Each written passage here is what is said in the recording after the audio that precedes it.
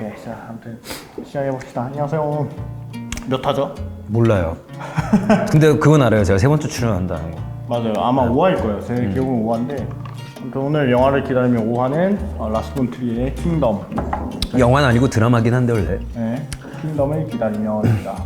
킹덤 이제 드라마긴 한데 뭐 이번에 엑소더스인가 뭐 그게 완결판으로 나오면서 이제 네, 그렇죠. 그렇게 된 거죠. 약간 그 옛날에 트윈픽스 3 간만에 나온 그런 느낌 같은 느낌이 있습니다. 트윈픽스가 뭔지 모르겠지만 궁금하시면 검색을 하시고요. 제가 자료 한번 띄워줄게요. 네, 좋습니다. 일단 지금 킹덤 엑소더스죠. 지금 마지막 편이에요. 그게 지금 개봉하면서 소스하트 시네마에서는 과거에 개봉했던 1, 2를 같이 지금 개봉을 하고 있습니다. 네, 그래서 뭐 공포 영화나 호러 영화 좋아하시는 분들 또는 라스 본 트리에 감독의 영화를 좋아하시는 분들은 한 번쯤 와서 보시면 좋을 것 같아요. 네. 뭐 찾아보니까 약간 메디컬 호러? 약간 그 블랙 코미디 요소도 있고, 네, 근데 겁나 무섭기도 하고. 이 편은 네. 오히려 블랙 코미디에 네, 가깝다고 좀 하더라고요. 약간 병원에서 벌어지는 아주 재밌는 소동극 같은 느낌도 있고. 근데 저는 그런 어떤 영화 좀 본다는 평론가들의 해석은 믿지 않습니다. 아마 블랙 코미디라 했지만 그냥 호러일 겁니다. 아니 특히 한영 씨가 공포에 취약하시잖아요, 상당히. 공포 싫어합니다. 그 공포, 생긴 거로는 상당히 면역이 있게 생겼는데 사실 되게 약하죠. 공포, 좀비 이런 거 절대 안 보죠. 이유가 있나요 혹시? 계기라던가? 뭐 어렸을 때 크게 되었다던가? 어렸을 때부터 피를 좀 무서워했어요. 그러니까 그 약간 선열공포증이 나나요? 그 피를 무서워하는 그런 게 되게 어렸을 때 엄청 심했고 커면서 이제 조금씩 이제 그래도 조금 볼 수 있고 이런 식이 됐는데 옛날에 초등학교 때 막 이럴 때만 해도 정말 피 보면 좀 몸이 굳고 막 이런 느낌이 있었고 너무 무서웠고 게다가 그런 이미지들이 머릿속에 너무 강렬하게 있어서. 강렬하게 각인돼가지고 그래서 안 보는 편이죠. 맞아요. 절대 안 보죠. 사실 개인적으로 라스 본 트리에가 애증의 감독 같은 감독인데 사실 되게 재밌는 추억이 많아요. 왜냐하면 제가 지금 여기는 수수아트 시네마인데 대전 아트 시네마에서 처음으로 영화를 봤던 영화가 그 라스 본 트리의 멜랑콜리아였었고 그리고 그 다음에 이제 그 유명한 나치 발언 사건이 있던 그 시점이고 그때 나중에 이제 같이 영화 한번 본 적 있죠. 맞아요. 그 살인마 재개집 3시간짜리 거의 죽을라 하더라고요. 안 그래도 그 얘기를 하려고 했어요. 그러니까 라스 본 트리에라는 감독에 대해서 한번 이야기를 해보죠라고 하려는데 먼저 운을 떼셔가지고 제가 처음 본 영화는 살인마 재개집이었죠. 그때 같이 봤던 저랑 처음이자 마지막 영화. 네, 3시간 반? 그 길죠. 영화 길어요. 네. 근데 내내 막 사람 죽이고 막 중간에 이제 그 여성의 가슴을 도려내서 지갑만 내잖아요. 막 그러니까 완전 말도 안 되는 뭔가 잔인하고 징그러운 이런 장면들이 이제 있는데 같이 또 한 명이 더 갔잖아요. 친구분이. 네, 제 친구. 네. 근데 그분이 이제 중간쯤 주무시더라고요. 네. 근데 저는 영화를 보면 잠을 안 자는 스타일이어가지고 괴로운데 계속 이러고 보고 이제 나와가지고 한동안 휴유증에 시달렸던. 사실 재밌었어요, 전. 재밌는. 최근 라스 본 트리 영화 중에 제일 낫다고 생각을 해서 재밌게 봤는데 너무 힘들어하더라고 진짜. 전 진짜 힘들었어요. 왜냐면 계속 막 썰고 막 그러니까 그리고 되게 그 거의 막 사냥감 사냥하듯이 막 이렇게 실제로 그 에피소드도 있고. 네. 사실 그런 것들 때문에 너무 괴로웠죠. 근데 사실 이분이 저는 오히려 장기라고 한다면 그 블랙 코미디적인 영화들이 사실 있거든요. 그 예전에 기억하시면 그 동기 친구분 있으시잖아요, 여자분. 네. 그분이 사실 그 ним포매니아. 맞아요.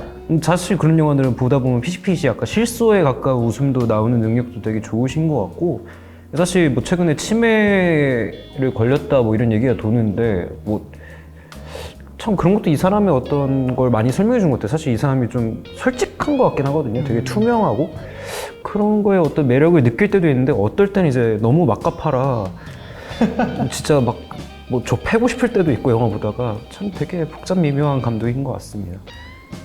제가 아까 얘기했던 거랑 똑같은 것 같아요. 저는 영화 많이 보는 사람들의 그런 블랙 코미디다라는 걸 믿지 않습니다. ним포매니악도 저는 사실 블랙 코미디라기보다는 좀 그냥 야한 영화? 굉장히 그쵸. 수위가 높잖아요. 그걸로도 유명하지 않나요? 그렇죠.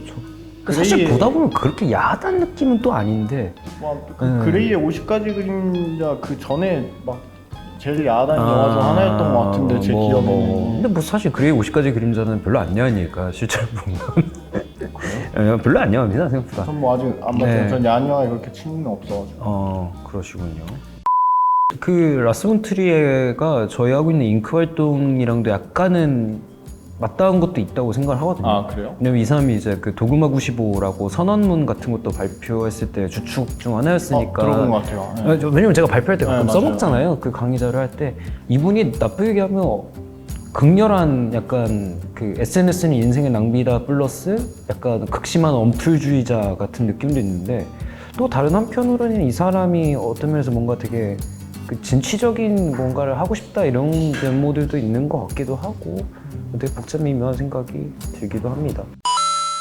오늘 얘기할 얘기 중 하나인 건데 사실 전 그것도 되게 의미심장했거든요. 왜냐면 제가 어제 대구를 갔다 왔는데 대구에서 이제 제9회 그 5호극장 뭐 영화제 갔다 왔는데 그 도중에 이제 거기 대구에서 관객 프로그램 하고 계신 금노현 씨랑 얘기를 되게 오랫동안 하고 왔는데 그 김지훈 감독이 거미집이라는 영화를 찍었잖아요. 네. 근데 그 전에 찍었던 영화가 뭐 인랑 이 정도 사이즈를 찍던 감독들이 뭐 사실 거미집도 되게 예산이 많이 투하된 영화긴 하지만 적은 영화들을 찍고 있다라는 게 그리고 그런 영화들이 뭔가 물론 흥행은 잘 안 됐지만 거미집 뭔가 이런 게 좀 뭔가 지금 한국 영화의 어떤 변화 같은 걸 좀 암시하는 게 있지 않나라는 생각도 있어요.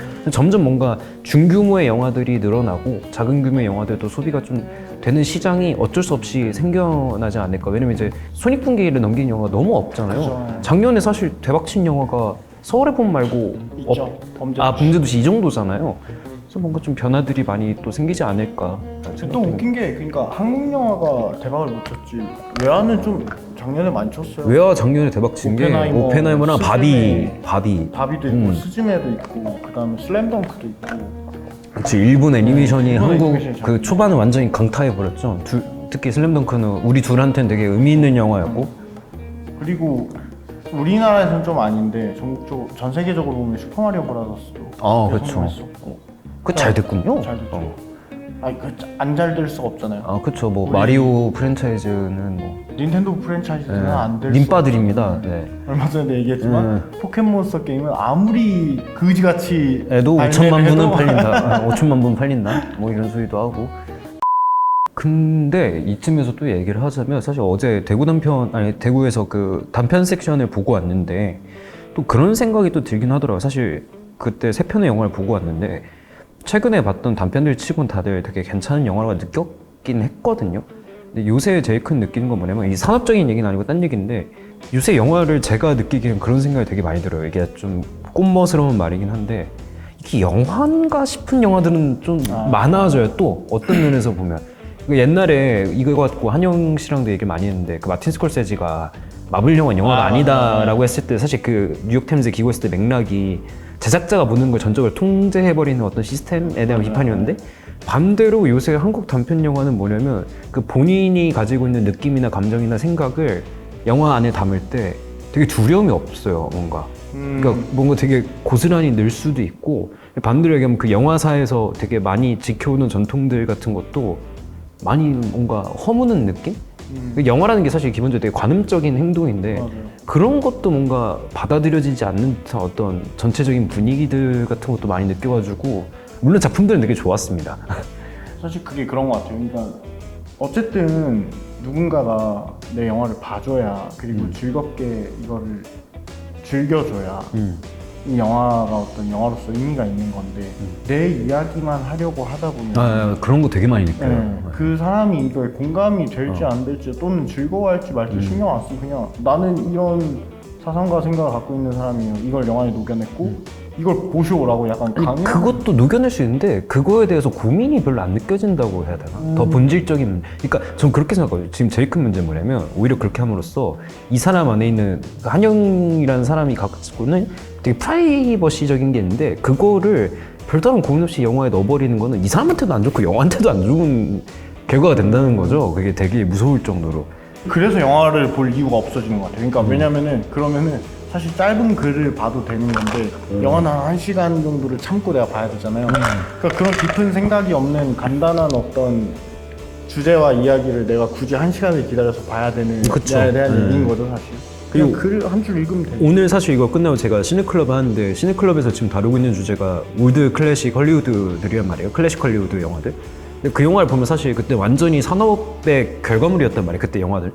근데 그때 감독이란 아까 얘기한 톱니바퀴가 그죠, 예. 제대로 돌아가다가 가끔씩 고장을 내는 순간들이 사실 영화라는 걸 예술로서 맞아요. 만들어줬던 네. 순간들이 있는 건데 이 전통이 무너졌다는 느낌을 되게 많이 받아요. 그러니까 어느 순간 대화가 작동이 안 되는 거죠. 요즘에 뭔가 영화를 바라보는 어떤 시선과 요즘에 그래서 미디어 아트랑 자꾸 영화랑 이어지는 것도 전 되게 재밌는 현상이라고 생각을 하거든요.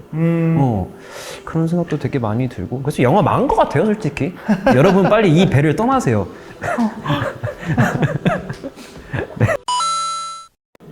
지금 이제 거의 시내 클럽 네. 하시는 분들도 거의 다가왔고 이제 상영 시간도 거의 다가와가지고 그냥 오늘은 뭐 입장 이야기를 듣기 전에 이대로 그냥 먼저 저희가 끊으셔도 되죠. 다음 컨텐츠로 이게 얼마나 잘 나올진 모르겠지만